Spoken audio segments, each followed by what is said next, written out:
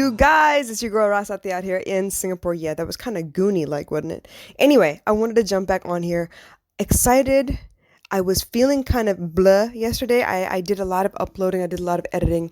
Was going through a lot of notes, and then I had this assignment where I had to create a couple videos for my management company, and that was fun. It was really easy, but obviously there was a time constraint on how long I could make the videos for. It had to be about 20 seconds, y'all. You know how I like to talk. So I had to take them a couple times, and then finally I sent everything off. There were three for me and three for baby girl, and I sent everything off, and then I wanted to sit down and do my IGTV video. Guess what? Your girl could not find the words or the content to save her life. And honestly, I was like so frustrated and irritated by the end of it. I kind of just left my backdrop on and threw the computer away in a corner and just went to bed because I couldn't wrap my head around what the hell was going on and why my words were just not flowing yesterday. It was really, really quite frustrating. Anyway, woke up this morning. I was trying to figure out, well, what is it I've been doing different lately? And why is it that I'm stalled? I'm not able to move forward. As much as I'm learning about myself, like all this digging because of the Claim Your Power Journal challenge, I'm doing stuff, but not all of it is things that I can put into words yet because I'm still like wading through it, right? So I was trying to figure out what the hell could I possibly say? What am I? Oh, please make me an instrument. Flow through me again because I lost my muse, my mojo a little bit. So it took a little bit of doing, but I think I'm back at it, y'all. I think I figured out what it is that I'm supposed to be talking about now because I really, really believe that everything happens at the right time and the inspiration hits at just the right moment when you have the energy, when you have the means, and then you just got to put it down right away. And this is why I love the fact that I can create this podcast whenever, however, whatever time, you know, but by any means necessary, basically, because it's important to me to create right when I have that feeling. It's always been that way with me. When I create, whether it's writing poetry, whether it's creating a piece of art, I got to do it right when that inspiration hits, or it's not going to come out the way I want it to, and that is more than frustrating to me as well. So right now, I want to talk about this quote that I saw. It's by Michelle Obama, and it says, "Success isn't about how your life looks to others, it's about how it feels to you." And that couldn't be more true. Honestly speaking, when I was chasing success as it is defined by community, which is graduate high school, get a high GPA, go to college, get a good GPA, graduate with honors, go get a job, guess what? That's not what my life did. As much as I planned it, that's not what my life did. The biggest hiccup of all time, I wanted to be a mom. I wanted to be mom and married and in a decent relationship with my husband, the father of my kids, so that I don't have to like struggle to explain things with my I'd have help. We'd both be able to, raise the child together. There would be no gaps in the system. There'd be no questions about why this and why that outside of the norm, right? And I thought, okay, that's the way things are supposed to be. I'm not supposed to have kids before I'm married. Look, I tried to play by the rules, y'all. But apparently that's not what was in the cards for me because by hook or by crook, it ended up that I was in a broken marriage anyway. I had a blended family for a while, and now here I am, mom and dad to a fabulous kid, but it's not without its own struggles. So, as much as I wanted to define my success by what everyone else considered successful, that's not how my life turned out. I had to settle for small wins every day.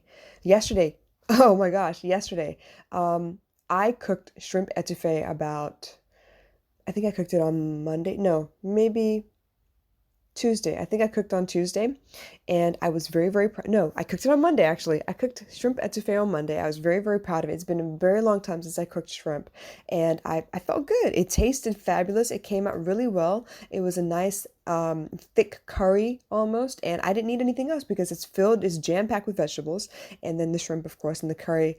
So all I needed was rice and the curry, right? It was great. It was banging. We ate it for about 3 days straight. And guess what? I can't eat that shit no more. As much as I would love to be able to say I can eat that all day, every day, I can't eat it no more. I'm tired of eating it. So guess what? I had a small failure yesterday, but it had a little perk to it. We went out. We went to meet up with a friend and had dessert real quick and came back home. It was like a late celebration of my birthday, which was really cute.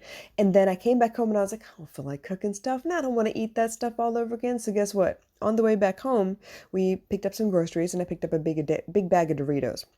Yes, baby girl was gonna have Doritos for dinner because I was going to fail on purpose because I just couldn't do it no more.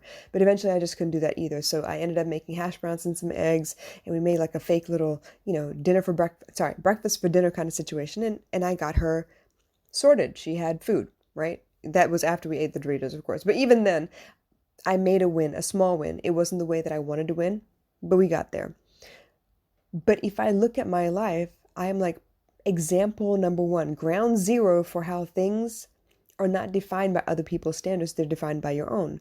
Success to me means that I feel like I did the best I could every day. I had enough time to sleep. I had enough time to make food. I had enough time to spend with my child. I had the facility to be able to access the internet or sit on YouTube a little bit and, take classes online and have enough creativity in me to be able to make everyday household items into learning aids without having to buy that's success to me. Homeschooling to me is very, very resourceful and a whole different level of creativity. And let me tell you what, I know from personal experience exactly how much necessity is the mother of creation and invention. I don't know how I would have gotten through some of the things that I've lived through if I hadn't been a little bit more if I hadn't been so resourceful, if I hadn't been a little bit more creative, right? And it means that I was able to define a different level of comfort and luxury on a damn budget. Y'all, if you don't know anything else about me, you're going to learn. I am cheap. I am cheap. I do not like spending money. I don't. If I could make something rather than buy it, damn it, I'm going to make it. And that's why I am very careful about the prices that I put on my services, the prices that I put on my time, because I know if I'm cheap, y'all are cheap. But I also know the value of the information I'm trying to give you, the fact that I'd be teaching you from all of my burns, scars, cuts, scar tissue, all of that. So, success to me is a very, very personal definition. Success to me means I got everything done in time without too much stress. There was a measure of peace in everything that I do. I feel like I can create something out of nothing, and that is success for me. When they say make $1 out of 15 cents, I am telling you, okay, having worked in a restaurant, having been a line chef, having, done banquets and made parties and done all these things, right? I can make $1 out of 15 cents. I do it all the time. If I were to take you down to the grocery store and tell you exactly how much I spend on groceries and then how long that food lasts after I cook it, I'm telling you, $1 out of 15 cents. It's the reason I used to watch Restaurant Impossible. It's the reason I was a big fan of Robert Irvine for a while as a chef. He is very, very simple. It reminded me that every food, every vegetable, every fruit has its own flavor, and I should not be covering it up with a bunch of spices if I don't have to. I should be enhancing the natural flavors instead. So, for me, success is not defined by everyone else's standards. I mean, look at me. In Singapore, everyone has a helper that lives in the house. And that's great. I mean, you're providing employment for someone else who's probably sending money back home to save their family. And in a way, you're doing your part. That's great. But the side effects of all those things are what got me. Yeah, okay, somebody would be in the house and they'd be able to do all of my work. But why would I hire someone to do the work God gave me? As a parent, God gave me this child for a short window of time, and it's my job to teach them all that I could possibly teach them before they go out in the world and they start their own family. I feel that way about me and mine. This is how I feel about parenting. I am not here to point fingers at anybody. I'm not here to make anyone feel bad. That's not what this is. This is my definition of success. And you know what? I'm going to keep to my definition of success. You realize why I had that definition of success, though? It's because I lived overseas. I wasn't raised all my life in Singapore. This is not normal for me. I've lived in the United States. I've had a family of 5 that I was in charge of. And no, it is not commonplace for you to have someone stay in the house with you and cook and clean and take care of everything for you. You do that shit yourself, which means dryer clogs up, you got to fix it. You leave the laundry in the washing machine after it's finished washing because you forgot to just move it from one machine into the next and it smells like crap, you got to wash it again. That's on you. That was your responsibility. If you don't learn how to do time management in the house with 5 people, as in 3 kids and 2 adults, it's on you. You have no one else to blame but yourself. And that's why I am happy being an entrepreneur. I like that the buck stops with me. I like that I have no one else to blame, which means I got to get it together. I got to put my big girl panties on and take on the responsibility and actually adult. And I feel good about that. Damn it, I feel good about that. At the end of the day, my success feeds my self-esteem. Nothing you can say will adjust that ever, because I've learned to stop listening to all of you, and I've learned to start being more intuitive and listening to my gut about what is success to me. Now, that doesn't mean it doesn't change all the time. It does. Absolutely it does. When I first started out, using canned goods was good enough for me. Using box mixes for meals was good enough for me, because at the time I didn't know how to cook, and this is the best that I could do on short notice. So I would buy Hamburger Helper. I would buy cans of stuff. I would buy canned soup just to be able to say, okay, you know what? We can have a variety of different foods in here, and you have a variety of different flavors, and I'm going to make sure that y'all are fed and don't have to worry about hunger at all, and we will get through the day. I used to buy in bulk from Sam's Club. It was the one thing that I was really proud of, because having a Sam's Club membership is about the same as having an Amway membership. And I got to access prices and foodstuffs that would last me a whole lot longer. I mean, I used to buy a box of 32 waffles? 32 waffles.